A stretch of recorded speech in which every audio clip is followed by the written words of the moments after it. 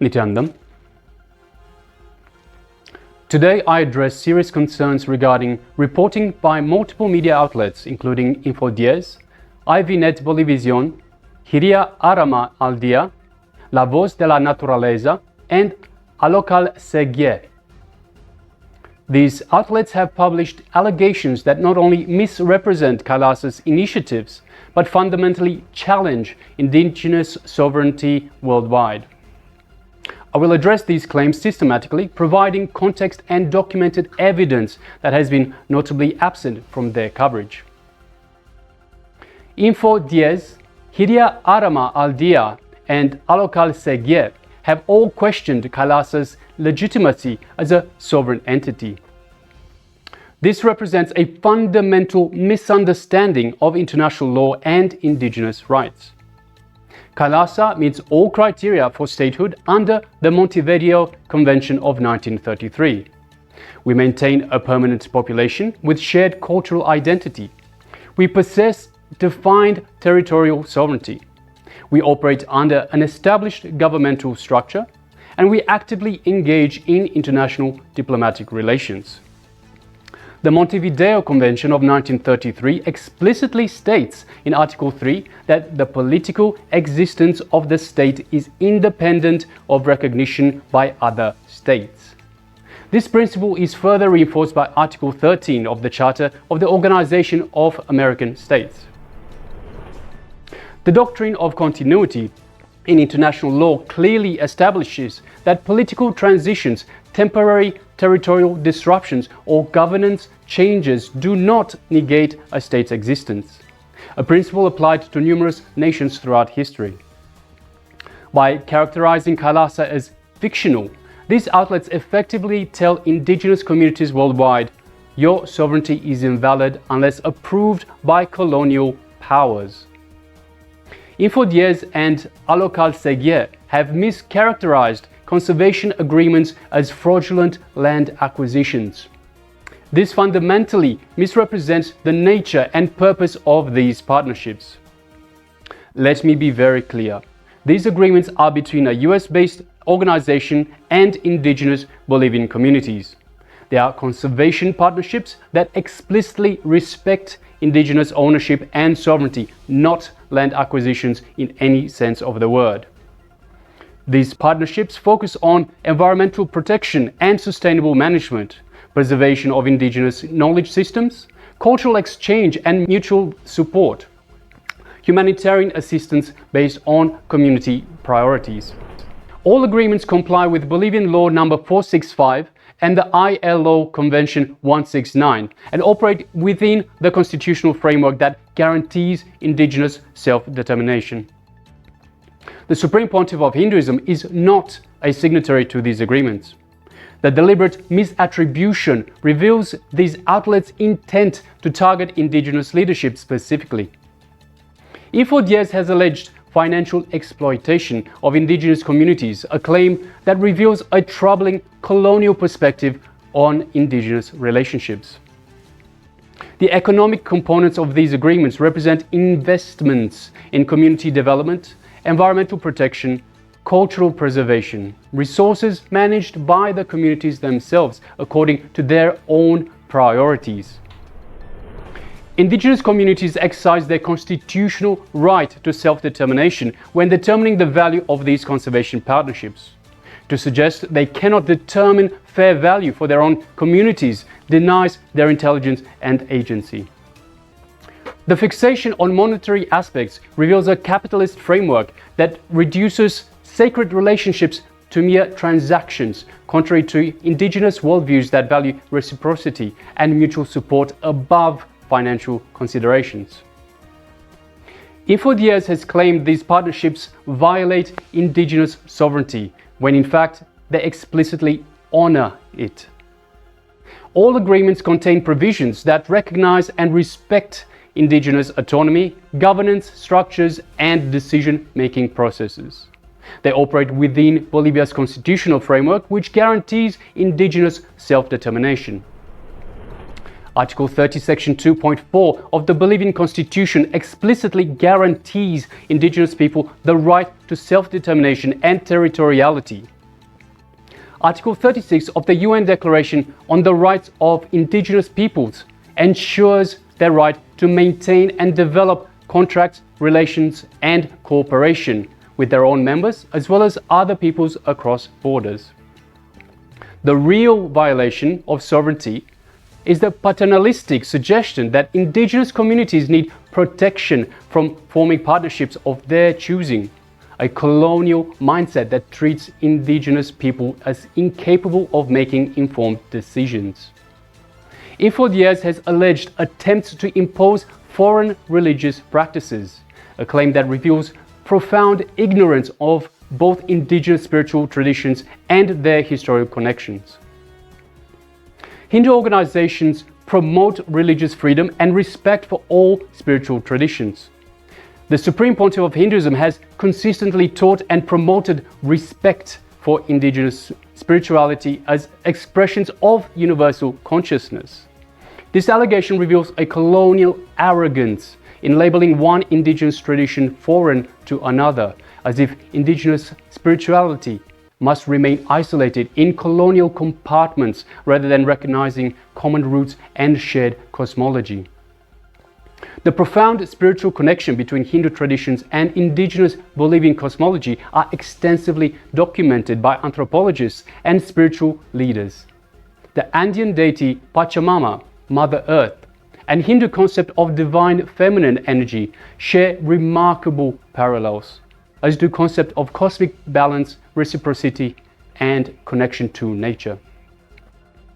Info Diez and Jiria Arama al Dia have made personal attacks against the Supreme Pontiff of Hinduism, attacks that ignore extensive judicial exonerations. The Supreme Pontiff of Hinduism's lineage traces back through ancient spiritual institutions with formal recognition from traditional authorities. His 1988 appointment was in concurrence with the 68th Jagadguru Shankaracharya of Kanchi Kamakoti Peetham. More importantly, courts worldwide have systematically rejected the allegations these outlets continue to circulate. On February 2, 2024, the Gujarat High Court in India completely exonerated the SPH, the Supreme Pontiff of Hinduism, of all false charges of abduction and kidnapping, with the court directly interacting with the women falsely portrayed as being kidnapped. In the US, the Ohio Federal Court ruled in favor of the Supreme Pontiff of Hinduism and fined the false accuser nearly $500,000 in defamation. Medical evidence conclusively demonstrated that the allegations are biologically impossible. And also in India, the Karnataka High Court declared the Supreme Pontiff of Hinduism's arrest as illegal without any authority and contrary to law. The deliberate suppression of these judicial findings reveals these outlets' intent to persecute indigenous leadership regardless of legal facts. Info Diez and Jiria Arama al Dia have alleged improper engagement between indigenous representatives and government officials, effectively criminalizing normal diplomatic activities. What these outlets frame as controversy is actually standard diplomatic protocols followed by representatives of all nations seeking to build international relationships. Meeting with government officials is precisely how international relations function. These outlets imply impropriety in absolutely normal diplomatic activities, activities that would never question from Western organizations. This double standard reveals their colonial mindset that indigenous organizations should not engage in international diplomacy. Why are indigenous representatives uniquely denied the right to engage with government officials that representatives of all other organizations routinely exercise? This systematic attempt to criminalize normal diplomatic engagement reveals a true agenda preventing indigenous communities from building international relationships. Info Diez, Jiria Arama al Dia, and Alocal SeGye have alleged a pattern of similar activities across multiple countries. This is not a pattern of fraud, but a systematic commitment to global indigenous solidarity. Yes, indigenous organizations engage with communities worldwide through humanitarian aid and development assistance, cultural exchange and preservation initiatives, environmental conservation partnerships, diplomatic relationship building. These are standard international activities. These very outlets would never question from Western organizations. The actual pattern is a systematic persecution of indigenous organizations by colonial media whenever they form relationships outside of colonial control. The Supreme Pontiff of Hinduism has consistently taught and promoted support for indigenous communities worldwide as a sacred responsibility. This global vision of indigenous solidarity threatens the colonial power structures that rely on keeping indigenous communities isolated. To La Voz de la Naturaleza, whose focus on environmental issues suggests a commitment to ecological protection, we extend an invitation. Investigate the actual conservation work being done through these partnerships. Examine how indigenous communities are leading environmental protection efforts with support from global partners. Compare these conservation initiatives with the environmental impacts of extractive industries like mining and oil and gas in the same regions. To ivNetBoliVision, we extend an invitation to balanced reporting. Speak directly with indigenous communities involved in these partnerships. Hear their perspectives on sovereignty, conservation, and international relations. Examine the constitutional framework that guarantees their right to self-determination and report on how these partnerships operate within that framework. True journalism requires hearing all sides, particularly the voices of indigenous communities whose rights and perspectives are at the center of these issues. What we're witnessing across these media outlets is not balanced reporting, but a pattern of misrepresentation that undermines indigenous sovereignty worldwide.